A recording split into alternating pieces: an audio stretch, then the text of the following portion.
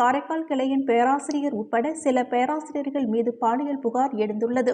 இந்த புகார்களின் மீது பல்கலைக்கழக துணைவேந்தர் உரிய நடவடிக்கைகள் எடுக்கப்படவில்லை. இதனை கண்டித்து போராடிய மாணவர்கள் மீது புதுவை அரசின் காவல்துறை தாக்குதல் நடத்தி 6 மாணவர்கள் உட்பட 24 பேர் மீது வழக்கு பதிவு செய்தது. மாணவர்கள் அமைப்புகளுடன் பேச்சுவார்த்தையில் ஒப்புக்கொண்டபடி வழக்கை வாபஸ் பெற வேண்டும், பாலியல் குற்றவாளிகள் மீது நடவடிக்கை எடுக்க வேண்டும் என்ற கோரிக்கைகளை வலியுறுத்தி இந்தியா கூட்டணி கட்சிகள் சார்பில் புதுவை மத்திய பல்கலைக்கழக வாயிலில் கண்டன ஆர்ப்பாட்டம் நடைபெற்றது.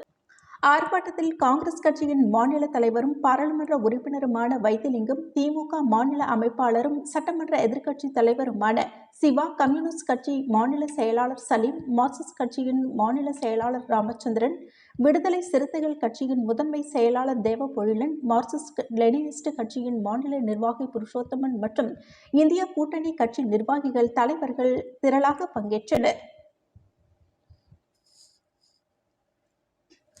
புதுவையில் கடந்த சில நாட்களாக கனமழை பெய்து வருகிறது. இந்நிலையில் கனமழையால் கோபாலன் கடை பகுதியில் அமைந்துள்ள குருமாபேட் குப்பை கிடங்கில் இருந்து வழிந்த நீர் அதன் பின்புறம் அமைந்துள்ள அம்மா நகர், எல்ஜிஆர் குடியிருப்பு பகுதிகளுக்குள் புகுந்தது.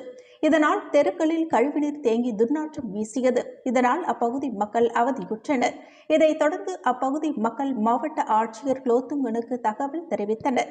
பொதுமக்களின் புகார்களின் பேரில் மாவட்ட ஆட்சியர் குலோத்துங்கன் சம்பந்தப்பட்ட இடங்களில் நேரில் பார்வையிட்டு ஆய்வு மேற்கொண்டார். புதுவையில் தீபாவளி பண்டிகையினையொட்டி அனைத்து ரேஷன் கார்டுதாரர்களுக்கும் ரூபாய் 585 மதிப்புள்ள சமையல் எண்ணெய், ரவை, மைதா உள்ளிட்ட பரிசு தொகுப்பு வழங்கப்படும் என அரசு அறிவித்தது. தீபாவளிக்கு முன்தினம்தான் ரேஷன் கடைகளுக்கு பரிசு பொருட்கள் வந்தது. அனைத்து ரேஷன் கடைகளுக்கும் இந்த பரிசு பொருட்கள் வழங்கப்படவில்லை. பரிசு பொருட்கள் தீபாவளி பண்டிகைக்கு புதுவை மக்களுக்கு வழங்கப்படவில்லை. தீபாவளி முடிந்து 3 நாட்கள் ஆகியும் இன்னும் பல கடைகளில் பரிசு தொகுப்பு வழங்கப்படவில்லை. அதோடு வழங்கப்படாத 3 மாத இலவச அரிசியும் வழங்கப்படும் என அரசு தெரிவித்திருந்தது. இந்த அரிசியும் அனைத்து தொகுதிகளுக்கும் வழங்கப்படவில்லை. இதை கண்டித்து அதிமுக உரிமை மீட்புக்குழு மாநில செயலாளர் ஓம்சக்தி சேகர் தலைமையில் சாரம் மார்க்கெட் அருகே உள்ள ரேஷன் கடைகளுக்கு பூட்டு போட்டு போராட்டம் நடத்தப்படும் என அறிவித்திருந்தனர். இதற்காக முன்னாள் சட்டமன்ற உறுப்பினர் ஓம்சக்தி சேகர் தலைமையில் நிர்வாகிகள் ரேஷன் கடை முன்பு கூடினர். அங்கு நெல்லித்தோப்பு தொகுதியை புறக்கணிக்காதே மாதாந்திர அரிசி தீபாவளி பரிசு தொகுப்பை உடனே வழங்கு என பதாகைகளை கையில் ஏந்தி கோஷங்களை எழுப்பினர். பின்னர் அந்த ரேஷன் கடையில் இருந்த ஊழியர்களை வெளியேற்றி கடைக்கு பூட்டு போட்டனர். போராட்டத்தில் ஓம்சக்தி சேகர் கூறுகையில், புதுவை மாநிலத்தில் ரேஷன் அரிசி வழங்காதது மிகவும் கண்டனத்திற்கு உரியது. தீபாவளி நேரத்தில் ஏழை எளிய மக்கள் குறைந்தபட்சம் இட்லி, தோசை சாப்பிடக்கூட இந்த அரசாங்கம் ரேஷன் அரிசியினை வழங்க முடியாத அரசாங்கமாக உள்ளது. தீபாவளிக்கு இலவச பொருட்கள் அறிவித்து அதனை வழங்க முடியாதது அரசின் மிகப்பெரிய தோல்வியாகும் என தெரிவித்துள்ளார். பாரத பிரதமர் நரேந்திர மோடி வானொலி வாயிலாக நாட்டு மக்களுடன் உரையாடும் மன் கி பாத் நிகழ்ச்சி வரும் 26ஆம் தேதி காலை 11 மணிக்கு ஒலிபரப்பாகிறது. தொடர்ந்து உடனடியாக இந்த நிகழ்ச்சியில் தமிழ் மொழிபெயர்ப்பு மனதின் குரல் ஒலிபரப்பாகிறது.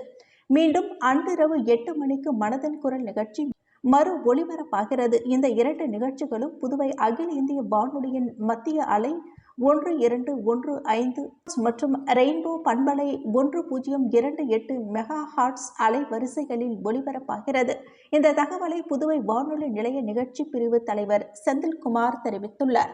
புதுவை தேத்தாம்பாக்கம் துணைமின் நிலையத்தில் பராமரிப்பு பணிகள் மேற்கொள்ள இருப்பதால் அக்டோபர் 24ஆம் தேதி வெள்ளிக்கிழமை காலை 10 மணியிலிருந்து பகல் 1 மணி வரை திருக்கனூர், கொண்டாரெட்டிப்பாளையம், கொடாத்தூர், மணவெளி, கைகோளப்பட்டு, மணலிப்பட்டு, செட்டிப்பட்டு, குனிச்சம்பட்டு, குமாரபாளையம், சுத்துக்கேணி உயர் மின்னழுத்த தொழிற்சாலைகள் மற்றும் அதனை சார்ந்த பகுதிகளில் மின்தடை ஏற்படும் என்று புதுவை மின்துறை அறிவித்துள்ளது.